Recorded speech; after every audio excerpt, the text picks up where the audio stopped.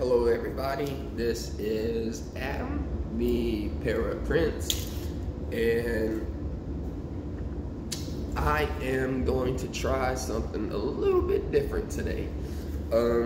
Instead of giving out like info, asking for suggestions, talking about my health, which is not the best right now, just because tomorrow I have to have shoulder injections on the bursa tissue in both shoulders. Also, I have to call to schedule a CT myelogram so they can hopefully find out and pinpoint where this cyst is growing inside of my spinal cord, somewhere in between the T9 to T12 area. And basically what they will have to do is basically give me a spinal tap in my lumbar area, and they are going to inject I guess the same type of fluid like they did with my MRI with color contrast.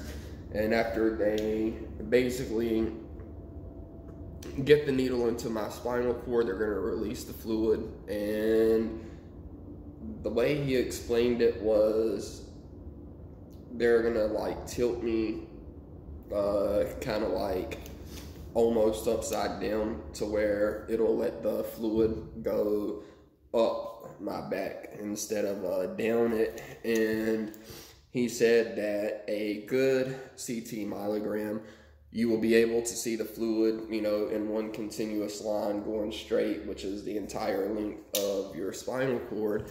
But in the images of my MRI that I had of my spine, my spinal cord actually, you can see it coming down, and then once it hits the T8 area, instead of it just coming straight down, it kind of opens up, and for about 3 to 4 vertebrae, there is just a gap, and they cannot pinpoint exactly where the cyst is at.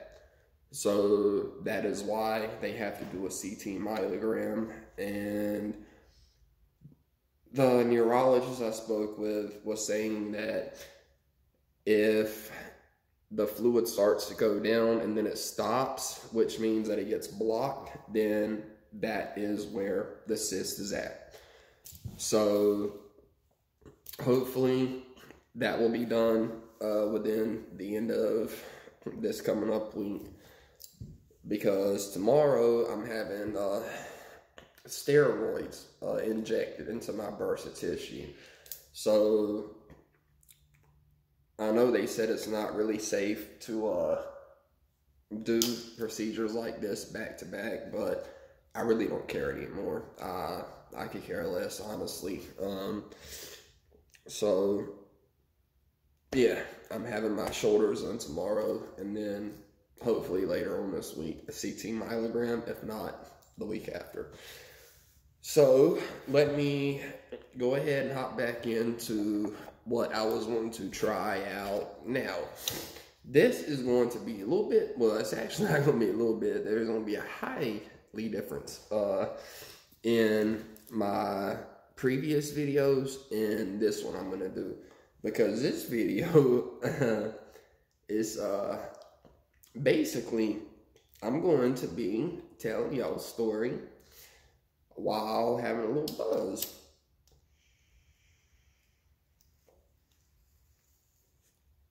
And the story is not about me, but is about a real good friend who I just happened to be with when I was told this story. So let's get started. I'm not going to say any names or whatever, just because the people who went to school with me are my age back home. if I just said his initials or his nickname that he made everybody call him in high school, they would know exactly who I'm talking about. But but I'm not. So let's rewind about 5 to 6 years ago. Okay, 5 to 6 years ago, I was actually with my two homeboys back in North Carolina. Actually, I considered them my best friends for over 20 years. We have known each other since we were like 12, 13. And my friend, his dad owned this big pond where a lot of people, where they would do catfishing tournaments on the weekends, on Friday nights and Saturday nights. And I mean, they were fishing there like just 5-6 pound catfish, all the way up to catfish that are 50 plus pounds, because they would actually go to the river, catch, you know, big ass wild catfish, mud, flatheads, channels, just whatever they could get, whatever bit the hook, that's what they would keep, take it back to the pond, release, and then that was what we would be fishing for during the tournaments. Well, being that obviously I'm in a wheelchair and shit, these were like the only two or like couple of friends that just learned, you know, not to judge a book by its cover. They also knew me from before I was in my wheelchair, so they already knew, like, I'm one of their homeboys. We go way back. So every time I come home, these are the first two people that I always see. So anyways, another friend of ours just happens to show up a little bit early, about the same time I did, along with my buddy who was riding with me, meeting my other buddy who was kind of in charge of everything. And while we were sitting there, my buddy from school and my best friend in the car, we were sitting there and we were listening to the stories, you know, just because every time we would run into this fella, he always has to bring up the past. And to be honest, he has autism, but we never see it like that. Like, we grew up with him and stuff. We would joke with him. We would never joke at him. We loved him to death. Actually, in high school, the closest to a fight that I ever got into was over him because of the language some other people were using towards him that I did not like that. But I'm not going to talk about that one because that's actually another funny story, just a long time ago, back in high school. But back to the story from about 5-6 years ago. So we're sitting here. I'm in the driver's seat. My buddy my best friend's in the passenger seat, and our friend from high school is standing outside the window. And I don't know if you've ever had a good conversation with somebody with autism, or it's just I don't feel sorry for any of them because they are living a life that is way ahead of ours. They, you know, I mean, it's just like my buddy, the way he views life is so much more beautiful than the way that normal people like view life. And then, for instance, the way I view life, I have a new like appreciation for it since I basically dodged death, even though I kind of wish I didn't. But anyway, back to the story. We, of course, guys in, you know, our late 20s, maybe like almost 30 years old, we were sitting there reminiscing about the good old days, and my buddy just happens to bring up, you know, the sex talk, hooking up now compared to back then. And me and my best friend, this caught us off guard completely. We were sitting there, and homeboy was standing there, and he got excited as hell, wanting to tell us a story about this one time when he went to a house in a different area of town. Let's just say it was the type of house that you could go in with a $20 bill and basically kind of bargain for whatever kind of fun you wanted to have. Okay, well, what he wanted, he just wanted some head that day. He just wanted a blowjob. That was it. And so what's funny is, it's not funny that he was paying somebody for that. No. That's not what I'm talking about. What's funny is the way he told the story. Because on my buddy, he has no filter. So something that I would never admit in a million years, if it happened to me with a female, it just comes right out of his mouth like it's nothing. I mean, he has no shame in his game, and that's why I respect this dude so much. And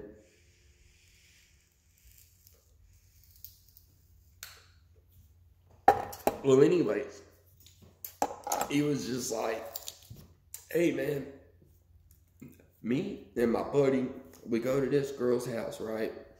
And he was like, first of all, you know, you never, ever, ever go down on a streetwalker. And when he said that, I looked at my friend. I was just like, yeah, I was just like, dude, that's a great point. I was just like, you know, thanks, man. Let me lock that up here and just appreciate it. Because I've never been with a street like prostitute, hooker, or whatever. I've never had to go there. But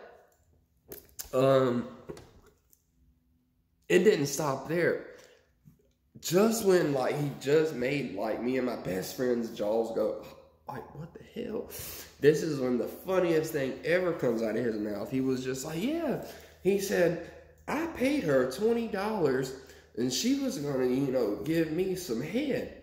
He was just like, so I pulled my pants down, and whenever she got down there, she looked at me, she said, shoo-wee, boy, you need to wash that thing off. And when he said that to us with a straight face, we lost our shit. We could not help it. We just started laughing. And I mean, it doesn't matter how hard we were trying to hide it. Like, we were just like, yo, like, really? She did you like that, man? Like, because we did not want him to think at all that what he just said was really embarrassing about himself. So we tried to kind of like put it on her and be like, what? She said that to you? I cannot believe that. So, and that's not the funniest part of the story. So we were sitting there after like wiping our faces off and blowing our nose because just laughing so hard. He was just like, man, he's like, and that's not even the worst part. He was just like, I went to the bathroom and he was like, you know, I went to the sink, I rinsed my thingy off. He calls it his thingy. But he said when he walked back into the room, turned the corner, that she had already started giving his buddy head, and that he basically bought his other friend a blowjob. And and he, like I said, he has no shame to his game. And he just, after that, he was just said, you know, that was the last time I seen that girl. I don't need her. And just the way, just like I'm not a comedian in no sense, but I may have came up with the punchlines or getting to the end of the story. I might have taken too long. I might have put in, like, I don't know. I really don't care. As like I said, I'm enjoying my what is this called? I don't even know what this marijuana is called. It's not my purple samurai. It's something else. But anyways, yeah, I mean, that was just one of the stories that he had shared with us that day. And there's only one other story involving him that I'm gonna end up telling, but not today. So I just thought that, you know, I would share that little story right quick. And because all you can try to do right now is think about stuff that will make you laugh, bring back, you know, just a couple of ha-ha and giggles. So I'm gonna cut the video here, and again, I'm sorry if it wasn't as funny as it is to me. Obviously, it is one of those things where if you were there, it would have been much more hilarious. So, like I said, I'll just end it here. So, yeah, this is Adam, the Paraprince, and again, I just wanted to share that story with you. So, but after everything that is happening this week happens, if I get any kind of results in, I will, yes, do another video to leave an update. So I hope everybody has a wonderful day. And remember, if you don't hear it from anybody else, you heard it from this guy right here. I love each and every one of you just the way you are. You are all beautiful on the inside and out. Don't let anybody ever tell you any different. So until next time, much love.